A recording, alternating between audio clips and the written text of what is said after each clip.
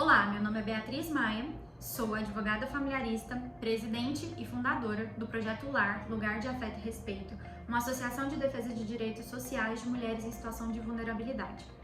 Nós do Projeto LAR oferecemos uma rede de apoio para essas mulheres em situação de violência doméstica, abuso, assédio, além de dar suporte psicológico e jurídico totalmente gratuito para essas mulheres goianas.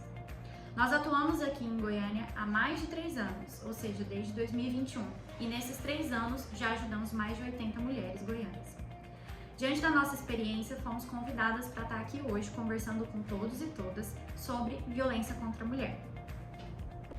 A Lei Maria da Penha, de número 11.340 de 2006, foi criada em decorrência ao crime sofrido por longos anos por Maria da Penha Maia Fernandes, uma farmacêutica que era frequentemente violentada por seu marido. E a primeira tentativa de feminicídio, Maria da Penha ficou paraplégica. E ao retornar à sua casa, seu marido tentou eletrocutá-la. Quando Maria da Penha cria coragem em denunciar seu agressor, ela sofreu outro tipo de violência, a violência institucional. A justiça brasileira descredibilizou sua história e o processo caminhou vagarosamente. Por essa razão, Maria da Penha acionou o Centro para a Justiça e o Direito Internacional e o Comitê Interamericano e do Caribe para a Defesa dos Direitos da Mulher, e estes organismos encaminharam o caso da Maria da Penha para a Comissão Interamericana de Direitos Humanos da Organização dos Estados Americanos, em 1998. O caso da Maria da Penha só foi solucionado em 2002, e o Brasil foi condenado por omissão e negligência pela Corte Interamericana de Direitos Humanos, razão pela qual nosso país se comprometeu em reformular as leis e políticas em relação à violência doméstica. Apenas em 2006, a lei entrou em vigor. Como forma de reparação, o governo federal nomeou a lei como Maria da Penha. Existem alguns aspectos importantes sobre a Lei Maria da Penha. A Lei Maria da Penha, ela trata sobre violência doméstica e familiar. E ela diz que violência doméstica e familiar é qualquer ação ou omissão baseada no gênero que lhe causa lesão, sofrimento físico, sexual ou psicológico e dano moral ou patrimonial. Vale lembrar que o agressor da Lei Maria da Penha pode ser homem ou também pode ser uma mulher, mas a vítima é sempre uma mulher. Lembrando que quando a gente diz que a vítima é mulher, é qualquer pessoa que se identifique socialmente como mulher.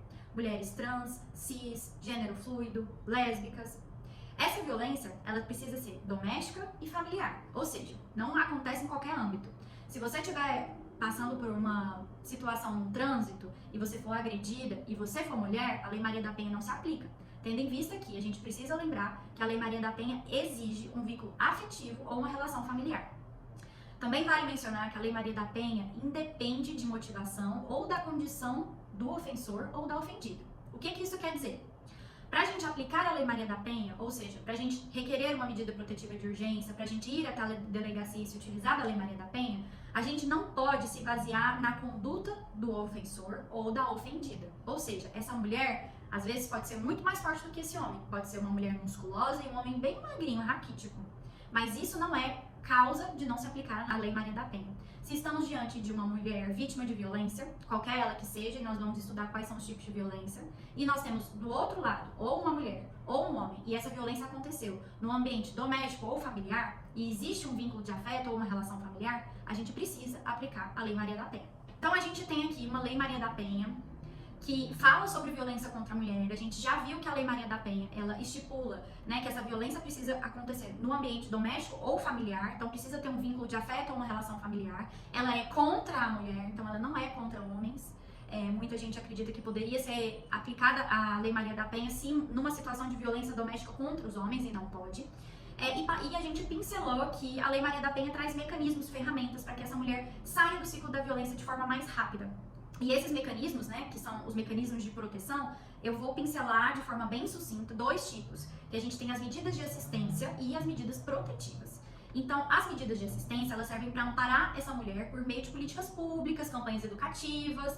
Então, se a gente está aqui hoje conversando sobre violência contra a mulher, sobre Lei Maria da Penha, esse é um tipo de medida assistencial, né? Ou seja, de uma política pública, de uma campanha de divulgação feita para que as pessoas comecem a entender, ou seja, uma medida socioeducativa, para que as pessoas comecem a entender o que é violência doméstica, como que elas podem sair desse ciclo. Então, se a gente está aqui hoje conversando sobre isso, é por conta das medidas assistenciais, que estão na Lei Maria da Penha.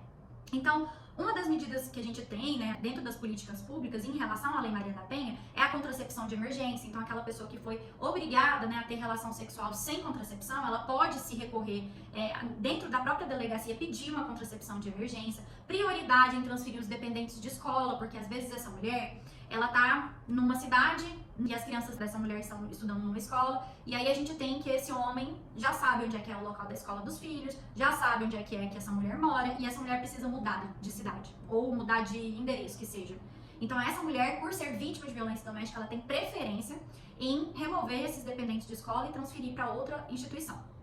Então a gente tem também essa inclusão dessa mulher em programas de assistência, como o Bolsa Família. Então, às vezes, essa mulher, por si só, pela renda dela, ela não conseguiria entrar no Bolsa Família, mas por ela estar em situação de violência doméstica, a gente tem como uma medida de assistência colocá-la no Bolsa Família. A gente tem remoção prioritária em caso de serviço público. Então, se essa mulher já está tentando ser removida para outro estado, para outra cidade, ela é servidora pública, ela vai ter prioridade. Manutenção do vínculo trabalhista, e essa manutenção de vínculo trabalhista é até 6 meses em caso de afastamento, quando essa mulher não consegue trabalhar por conta da violência. Então, esse afastamento ele é remunerado e ele é equiparado ao auxílio-doença.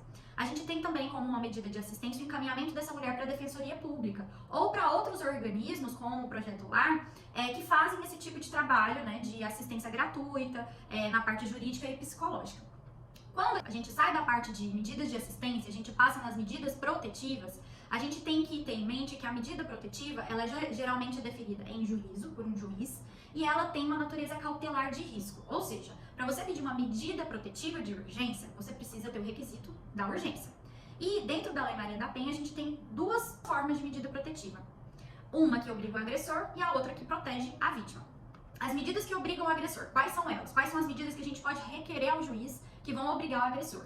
São as medidas de afastamento, né? Ou seja, o agressor ficar impedido de se aproximar da vítima, que é uma das mais comuns. Proibição de frequentar alguns locais públicos, ou seja, proibido de frequentar um bar, de se aproximar da vítima ou manter contato mesmo que virtual, ou seja, não pode ter contato em rede social, Instagram, Facebook, WhatsApp, Telegram.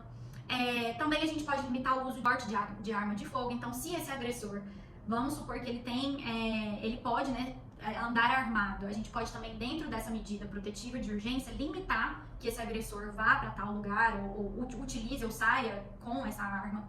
A gente pode restringir também o contato com os filhos desse casal, se a gente estiver falando de uma medida protetiva entre pessoas que foram casadas e que possuem filhos, ou que não foram casadas, mas mesmo assim têm filhos em comum. Então essa não é a regra, mas a gente pode sim solicitar essa restrição. Obrigação de pagar pensão alimentícia e frequência em programas de recuperação e reeducação e acompanhamento psicossocial. Então essas são algumas das medidas que obrigam o agressor.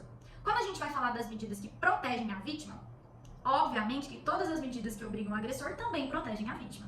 Mas quando a gente está falando necessariamente de medidas protetivas que protegem essa vítima, a gente está falando de medidas que encaminham essa vítima para programas de proteção e atendimento. Então, por exemplo, aqui em Goiânia a gente tem a Casa Abrigo Sempre Viva, que é um local onde as mulheres que são vítimas de violência doméstica e não têm para onde ir, ou seja, às vezes moram com aquele agressor e precisam sair daquele ciclo de violência e não tem para onde ir, elas são removidas para essa Casa Abrigo Sempre Viva aqui em Goiânia. Então essa também é uma medida de proteção dessa ofendida.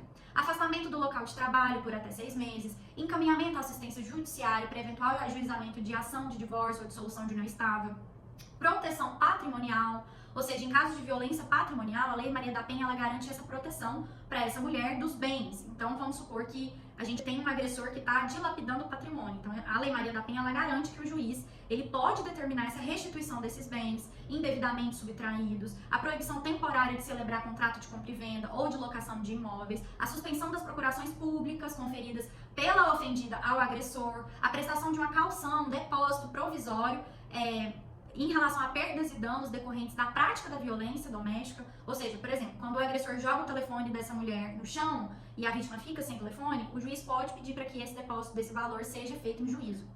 Assim também em relação aos móveis da casa, dentre outras violências patrimoniais que gerem danos materiais, esse valor pode ser depositado também como caução em juízo. Atendimento prioritário na delegacia e de preferência por mulheres. Então, assim, esses pequenos minutos que nos foram dados para apresentar a Lei Maria da Penha, falar um pouco de violência contra a mulher e sobre as medidas protetivas, a gente queria finalizar falando da parte mais prática.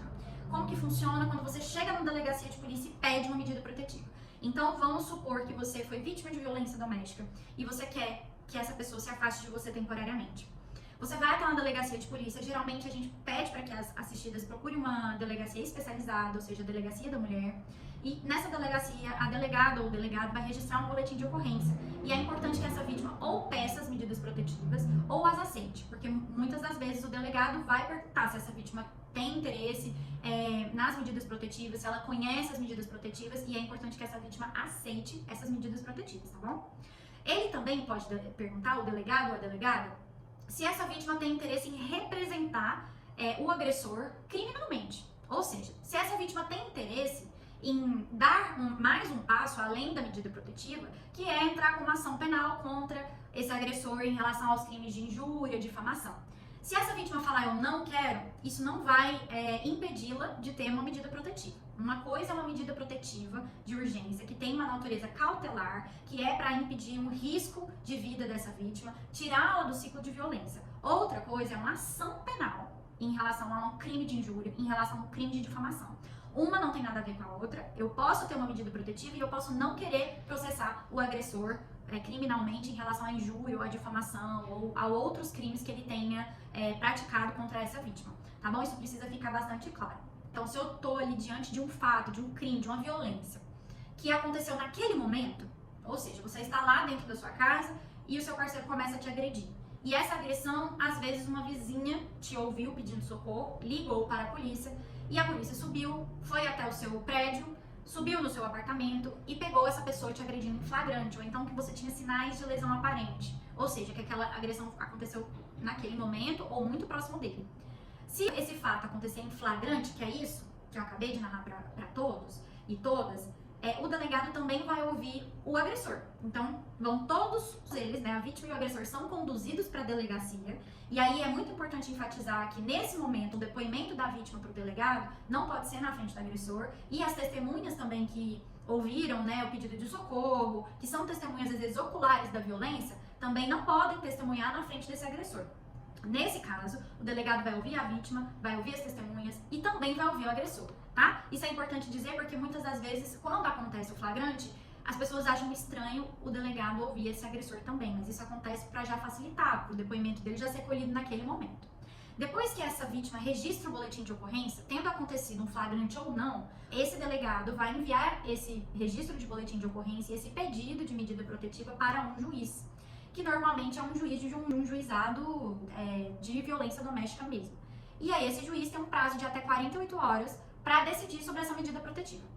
Uma dúvida muito frequente é se esse agressor vai preso. Em regra, o agressor não vai preso naquele momento. Somente vai acontecer um afastamento, uma medida protetiva que vai proteger essa vítima para que não mantenha esse contato com o agressor. Lembrando, a Lei Maria da Penha, ela trata de medidas para tirar essa vítima do ciclo da violência de forma imediata. Por isso que quando a gente vai registrar um boletim de ocorrência, a gente não precisa ter provas de tudo que a gente está narrando. Às vezes a gente é xingada todos os dias. Todos os dias o marido ou o namorado ou o companheiro xinga a gente, diminui a gente, pratica violência psicológica e violência moral e a gente não tem uma prova disso. Mas se a gente chegar na delegacia e contar os nossos fatos, a nossa palavra tem que ser prioridade. A gente não precisa lá chegar com prints, áudios. É sempre muito bom. Se a gente tiver, é lógico que isso nos ajuda demais. Mas não é necessário para que essa medida protetiva seja concedida. Outra dúvida também muito recorrente é se a vítima tem filhos. O que acontece? E esses filhos, como que fica a vítima, os filhos e os filhos do agressor. Então, se a gente está ali num caso onde a vítima é mãe e o agressor é o pai dos mesmos filhos, em regra, ele não vai ficar impedido de conviver com essas crianças, tá? Então, embora a gente tenha, ali dentro da medida protetiva, um pedido de restringir também o contato com os filhos, isso não é a regra. O direito de convivência entre o pai das crianças e as crianças, esse se mantém, mas normalmente a gente indica que essa convivência seja intermediada por um terceiro de confiança da vítima. Então, em vez de uma situação hipotética, em vez da mãe ter que ficar fazendo, olha, busca tal hora na escola, devolve tal hora, tá faltando isso de pensão alimentícia, e essa intermediação vai ser feita por uma pessoa de confiança da vítima, e aí o agressor não pode mais comunicar com a vítima, com essa mãe.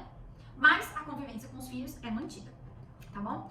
Na prática, o pedido de medida protetiva ele pode ser requerido na própria delegacia ou no Ministério Público, então a gente também tem canal de comunicação dentro do Ministério Público, caso a vítima não queira ir até a delegacia. É importante que essa vítima narre todos os fatos da forma mais esmiuçada possível e se ela tiver prova, áudio, conversa de WhatsApp, vídeo, que ela traga isso na delegacia. Eu sei que é um momento muito difícil, que às vezes as mulheres não conseguem fazer isso, mas é importantíssimo que a vítima, se tiver acesso a esses documentos, já traga isso naquele primeiro momento mesmo. É importante também que a vítima requeira essa medida protetiva ou as aceite. Caso seja necessário, a vítima ela pode ser acompanhada pela polícia até o local daquela agressão para retirar os seus pertences. Então, numa situação hipotética, onde essa vítima foi agredida às vezes num restaurante, às vezes dentro do apartamento do agressor, e é um caso de um namoro, né, onde os dois não moram na mesma casa, ou às vezes na mesma casa, ela pode ser conduzida com a polícia para retirar de lá os seus pertences, pegar às vezes as crianças, né, e ir para outro local. Vale mencionar que para esses crimes de lesão corporal, violência física ou violência sexual, é de extrema importância que essa mulher vá também ao hospital e ao IML para fazer o exame de corpo de delito, para produzir essa prova, para que no final, né, a gente sabe que a violência sexual e a violência física, muito provavelmente, ali da medida protetiva, do fato de se registrar um boletim de ocorrência, vai ter um processo. E para que esse processo não seja arquivado por ausência de provas, por insuficiência de provas, é importante que essa mulher vá ao hospital, que esse hospital veja as lesões, constate as lesões ou vá até o IML. Essa prova não é importante para a concessão da medida protetiva, tá? Lembrando que a medida protetiva, ou esse fato que você está narrando, não precisa ser comprovado. Mas essa prova é importante para o prosseguimento da ação penal. Finalmente, se você é vítima de violência doméstica, não se esqueça que você tem canais de comunicação para você pedir ajuda. E se você é testemunha, seja uma testemunha ocular ou uma testemunha auditiva, ou seja, você sabe que a sua vizinha apanha, você escuta os pedidos de socorro, você escuta as gritarias, você escuta a batição de porta, e você vê sinais, né, dessa lesão corporal, um olho roxo, marcas de violência na pele, você pode denunciar.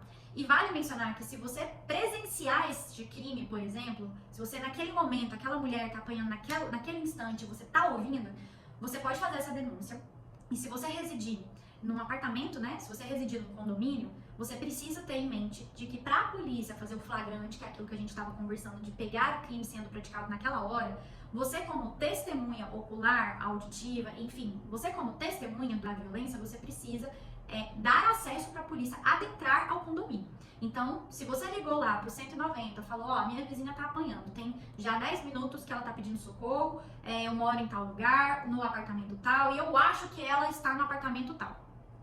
Você tem que entender que você tem que descer lá pro saguão do seu prédio, liberar a polícia, para que a polícia suba e faça o flagrante. Porque senão ela não tem mandado para entrar dentro do prédio. Esse é um ponto bem importante quando a gente é testemunha, a gente ouve ou a gente vê uma violência doméstica no nosso condomínio, horizontal ou vertical, tá bom?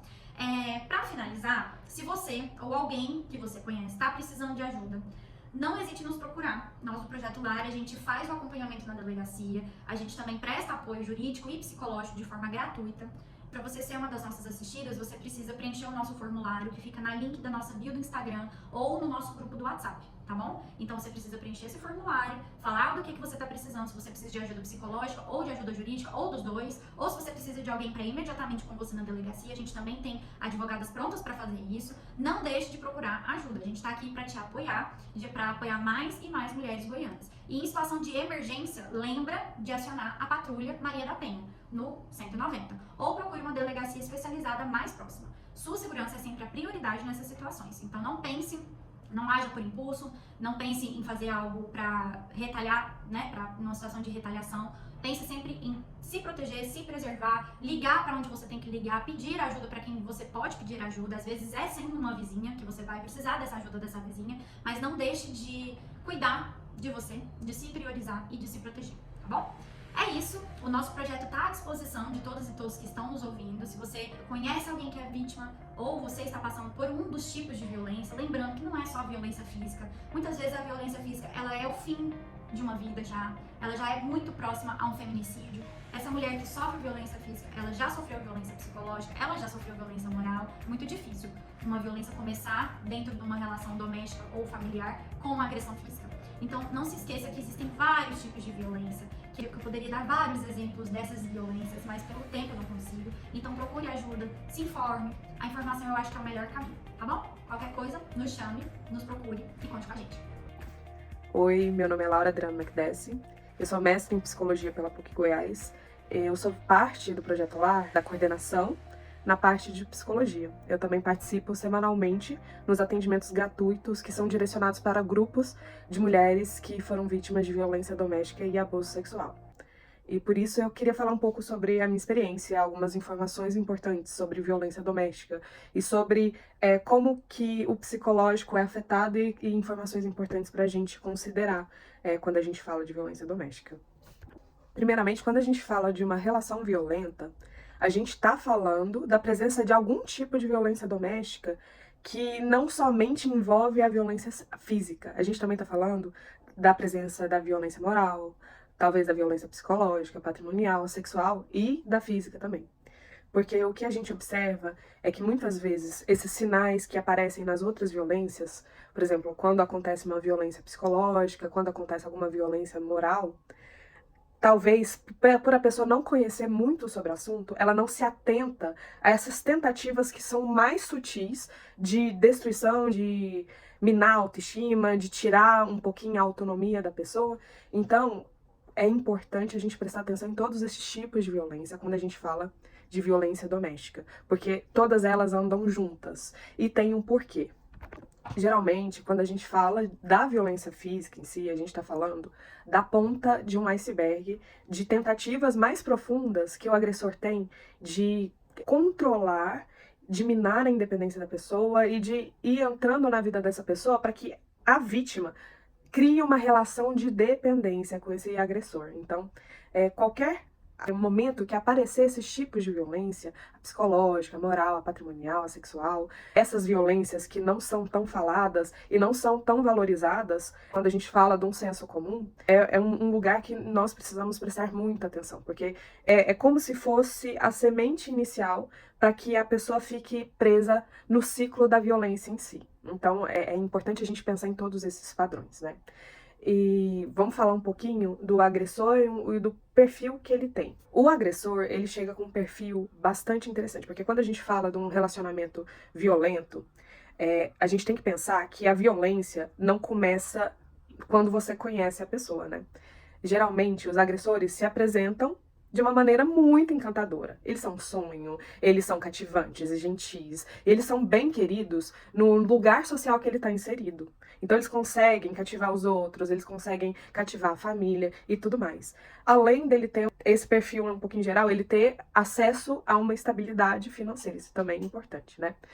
Porque o que acontece nessa diferença de perfil?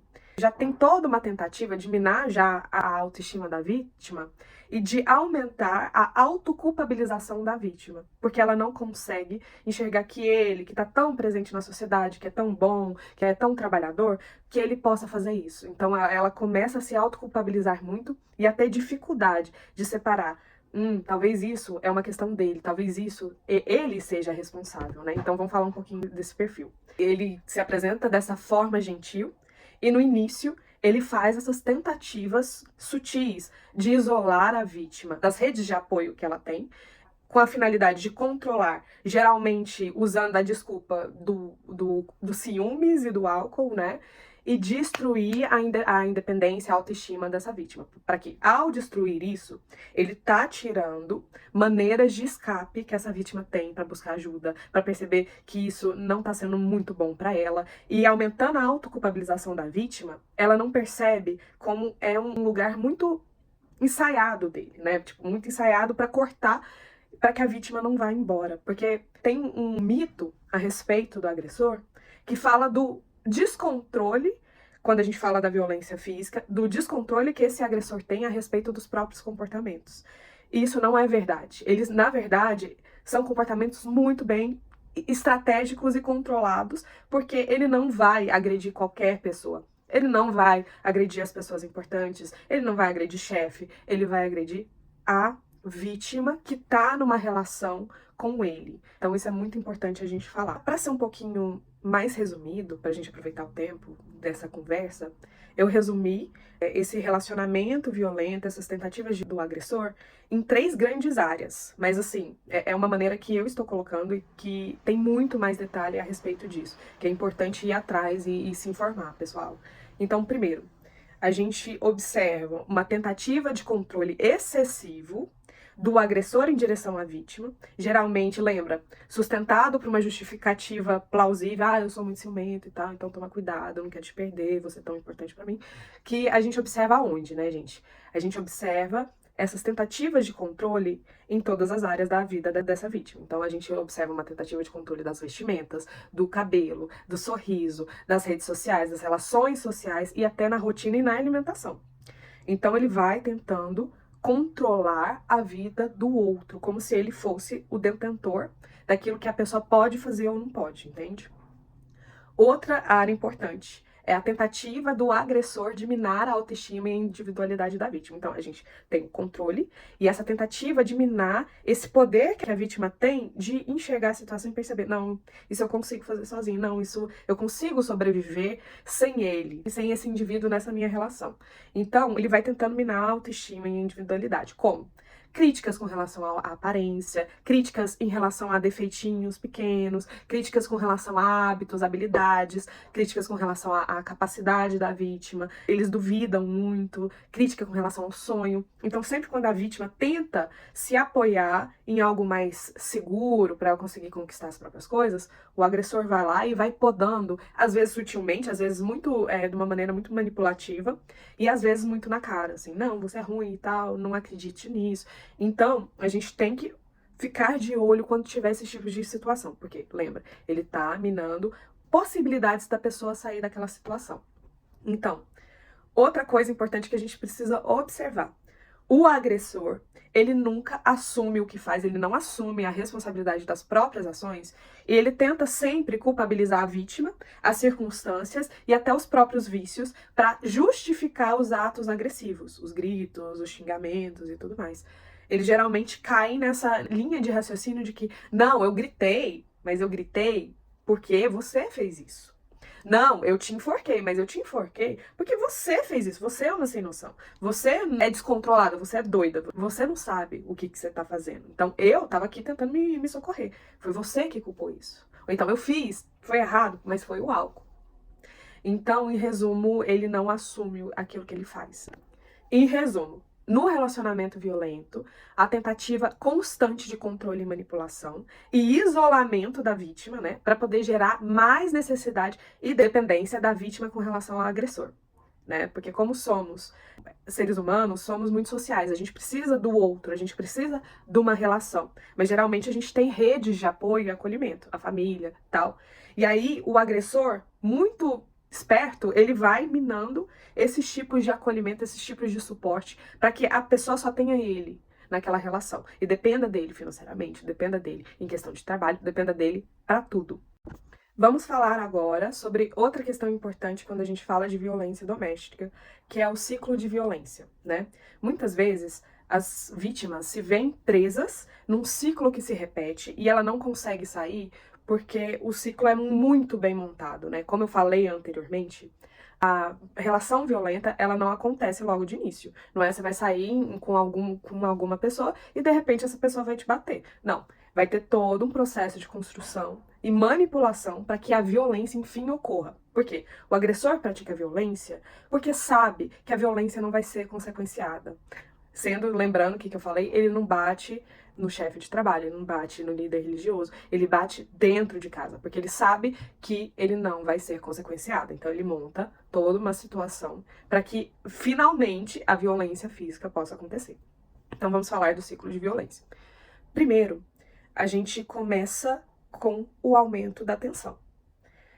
O agressor começa a ficar irritado com mínimos detalhes, coisas bobas do cotidiano, e a vítima fica tentando pisar em ovos e controlar a situação para que o agressor se acalme, né?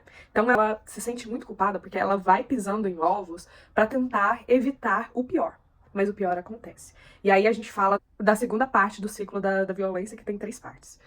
A segunda parte é o ato da violência em si. E aí é quando ele vai e pratica alguma dessas violências que a gente falou antes, né? A patrimonial, a moral, a física, a sexual ou a psicológica, né? Então ele vai e pratica a violência. E aí o que que acontece? A vítima se sente muito mal, se culpabiliza porque acha que ela não fez um bom trabalho em desescalar a tensão. E ele também culpabiliza a vítima, e ela não tendo nenhuma referência de fora para entender esse lugar que ela está inserida, então tudo isso acontece. Aí chega a parte da lua de mel. Às vezes o cara vai, nossa, eu fiz errado, mas eu vou mudar. Ele afirma que vai mudar. E aí ele vai, pede perdão, faz tudo isso. E aí chega a terceira fase, que é a fase da lua de mel. E nesse momento da lua de mel, ele volta a ser a pessoa gentil, a pessoa encantadora que ele era no começo do relacionamento. Então ele vai, aí fala que ela é a pessoa da vida dele, que ela é incrível, que ela é maravilhosa. Mas só que essa fase não dura. E aí volta para o aumento da tensão. E o que acontece muito quando a gente fala no ciclo da violência? A pessoa vai na fase da lua de mel, né? Fala que vai mudar, mas não muda, porque não é interessante para ele mudar. Ele tá tranquilo nessa configuração. E aí a pessoa acredita na palavra e continua, e aí esse ciclo vai se repetindo e tem a tendência de repetir com menos espaços de tempo.